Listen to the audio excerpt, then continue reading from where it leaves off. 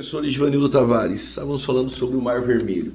Existe uma polêmica aí sobre os hebreus terem atravessado realmente o Mar Vermelho.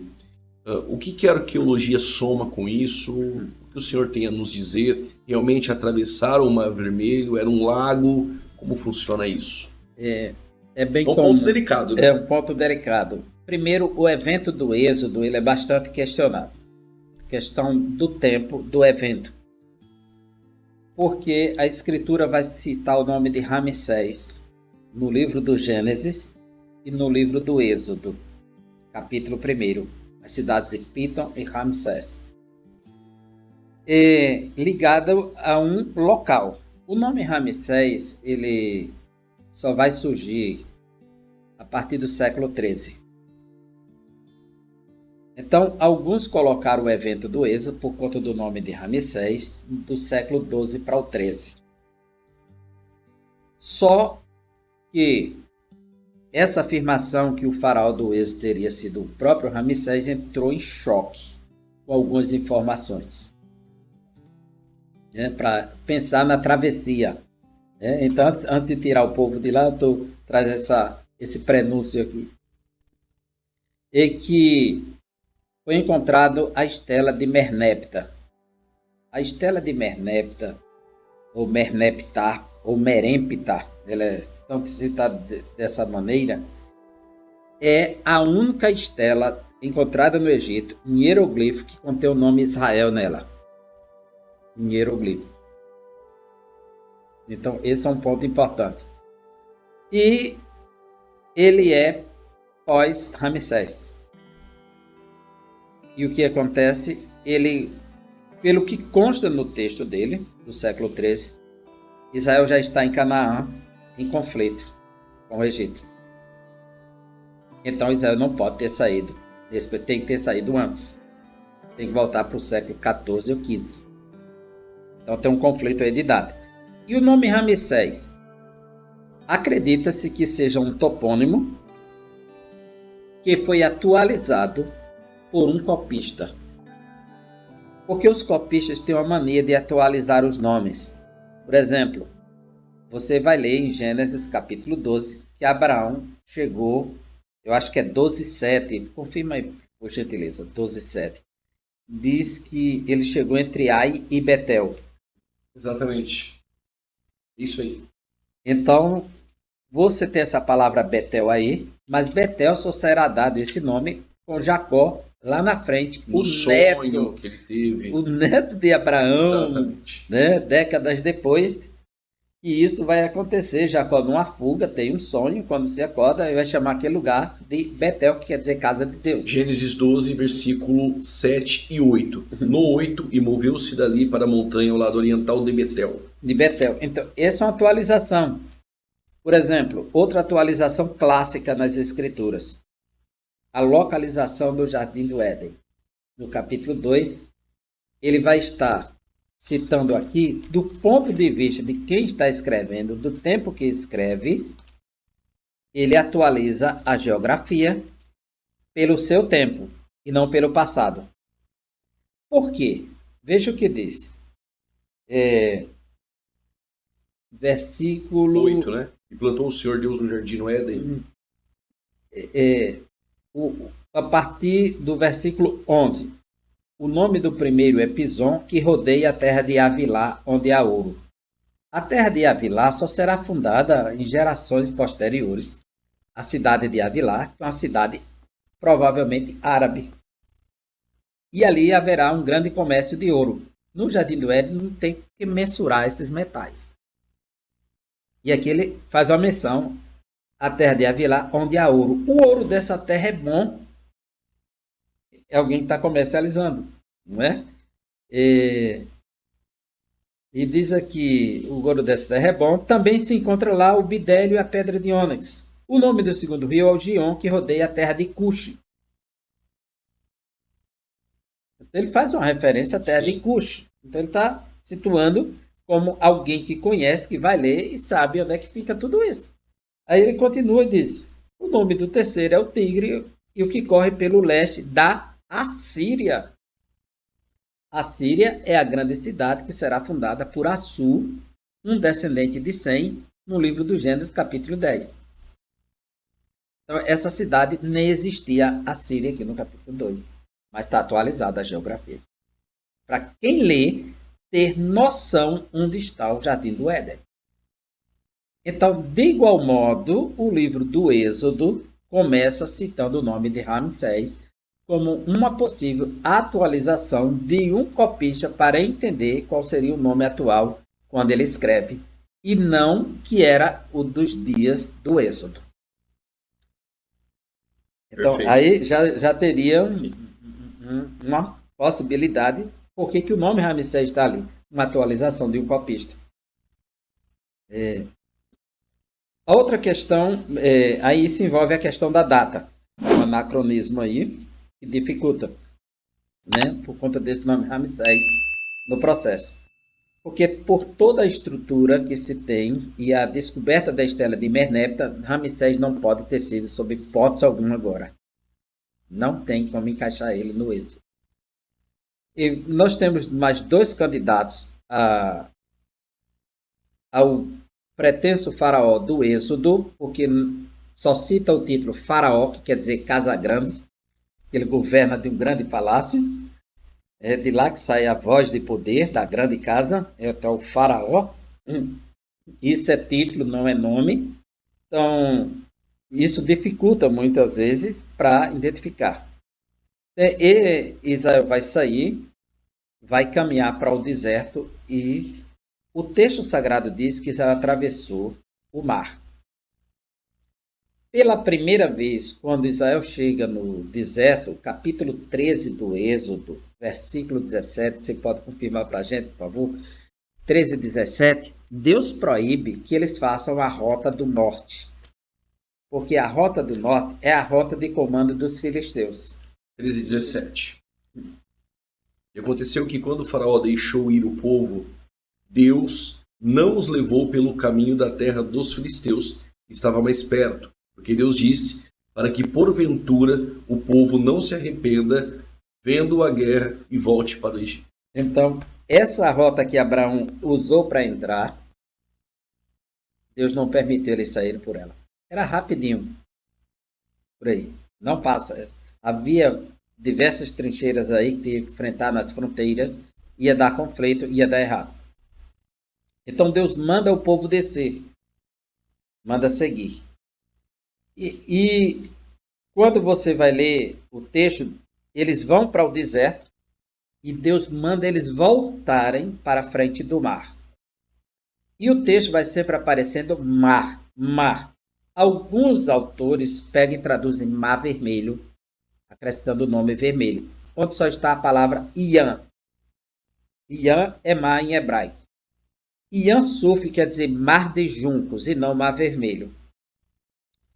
No entanto, existem locais que é citado no próprio texto do Êxodo e depois no livro dos Reis, ligando Ian Suf ao próprio Mar Vermelho. O Mar Vermelho ele divide a Arábia do continente africano. Ele divide. E ele desce e vai até o final do chifre da África. Ele é extenso. E quando chega na ponta norte, em cima, ele divide-se em 2 golfos. E no meio dele está o Monte Sinai. O golfo do lado esquerdo, que é o Golfo Oeste, é o Golfo de Suez. O golfo direito é o Golfo de Aqaba. Então, surgiu uma teoria que Israel teria atravessado o Golfo de Aqaba, que fica ao leste, que ao norte está a cidade de Eilat. A cidade fronteira que Salomão utilizou como base de mercado e explorar a região da África a partir dela. Então, essa teoria é a teoria de Ron Viat. Ron Viat é um arqueólogo de pouco sucesso e ele fez pesquisas no Golfo de Aqaba. Ele descobriu diversos fêmurs fossilizados de pessoas, eixos de rodas de carruagens. Essa circula muito na internet, essa informação. ele levantou a hipótese que ali teria sido o local exato da travessia. Do outro lado, ele encontrou o Monte Sinai, abrindo mão do Sinai entre o Golfo de Acaba e de Suez. Ele aniquila esse Monte Sinai e encontrou um outro Monte Sinai. Então, ele reconstituiu toda a história, pegou um texto de Gálatas, capítulo 4, quando Paulo faz a alegoria, este é Agar, Sim. que fica na Arábia. Então, ele associa o Sinai à Arábia.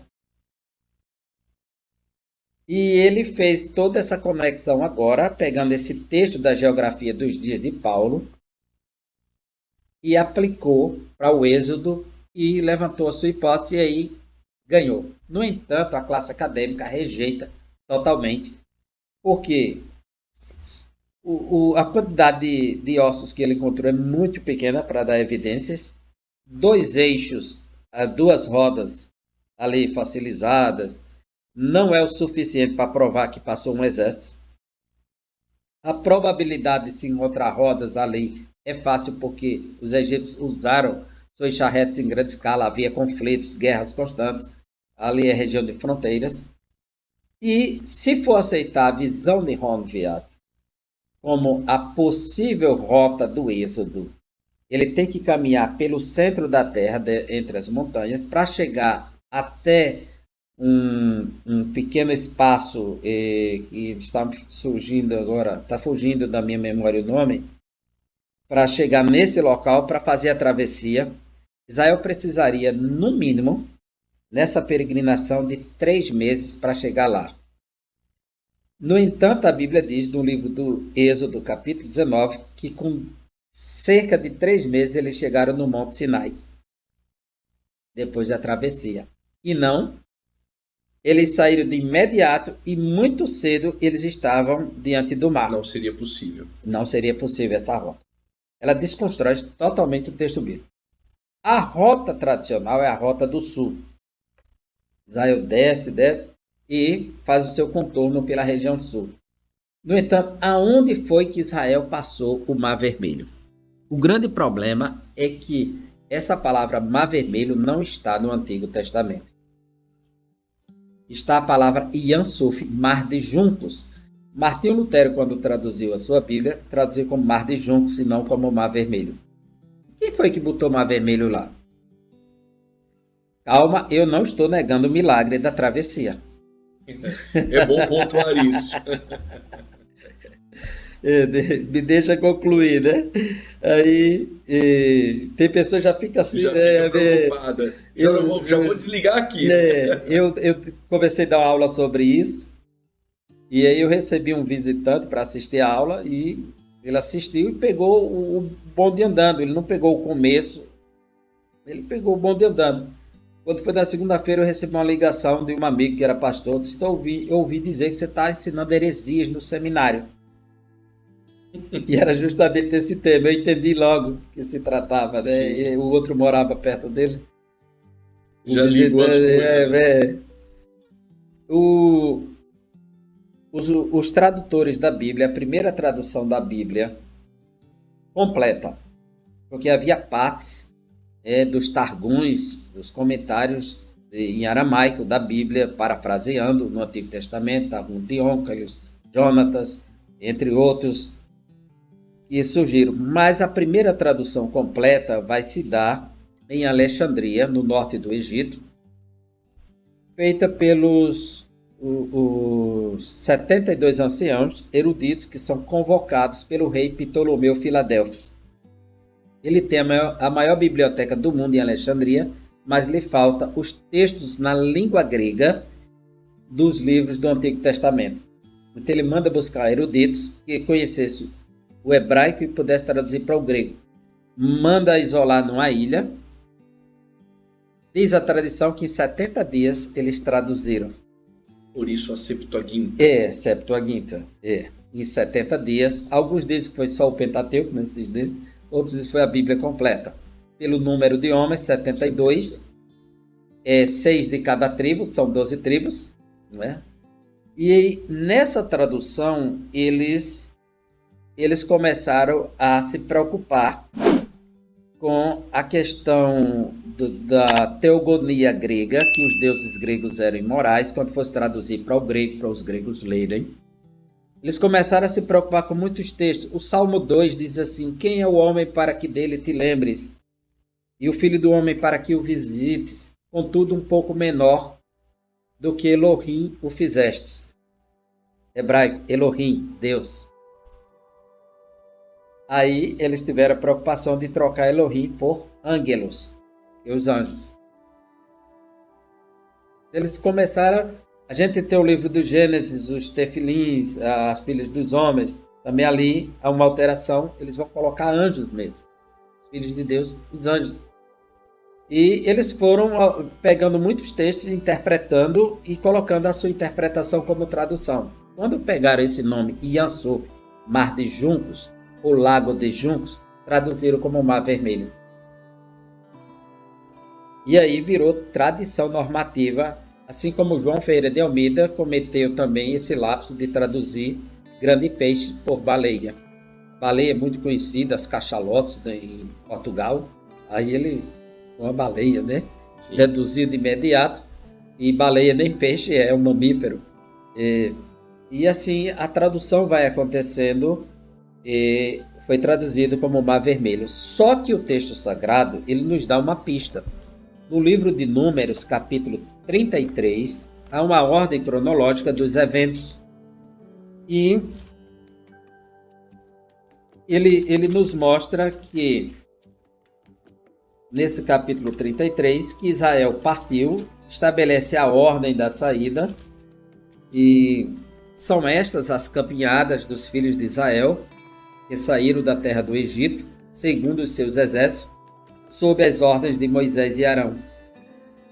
Moisés escreveu os lugares de que saíram, caminhada após caminhada, conforme o mandado do Senhor. E são estas suas caminhadas, segundo os lugares que saíram. Eu vou dar um salto aqui, para a questão de tempo.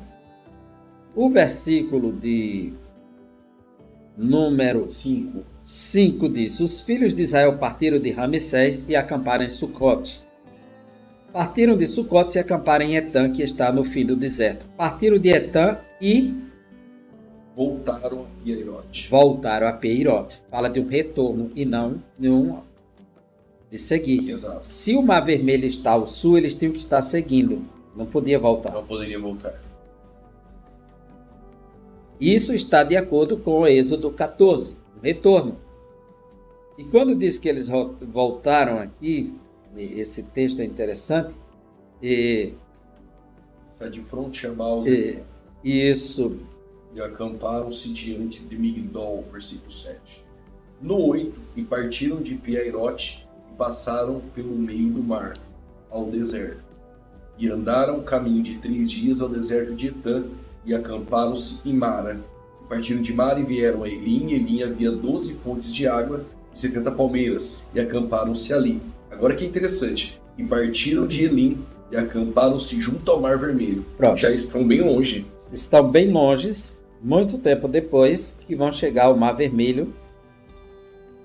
Depois de caminhar cerca de 70 quilômetros, eles vão chegar junto ao Mar Vermelho. Mas eles atravessaram somente o mar, em um versículo, e agora que chega junto ao Mar Vermelho. Então, essa tradição que atravessou o Mar Vermelho não é necessariamente o Mar Vermelho. E aonde foi? Alguns acham que foi um dos lagos amargos, que fica bem próximo do Golfo de Suez, que é a extensão leste-oeste do Mar Vermelho, que talvez tivesse ligação no passado com o Mar Vermelho. Outros acham que foram os lagos mais acima, porque esse está muito abaixo. E não tinha nenhuma conexão com o Mar Vermelho. E a maioria entende que, como mandou voltar, o lago que Israel atravessou foi o lago Menzalé, que fica no delta do Nilo ao leste.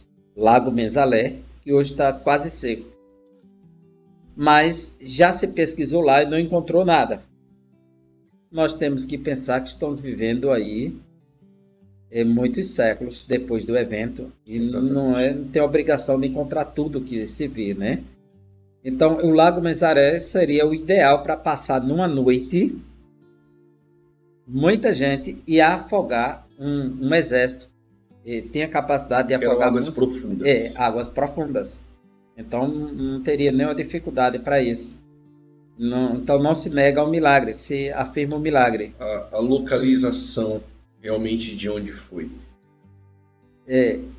Existe uma certa dificuldade, porque já tentou aproximar essa cidade de Piairot, né? As pesquisas arqueológicas.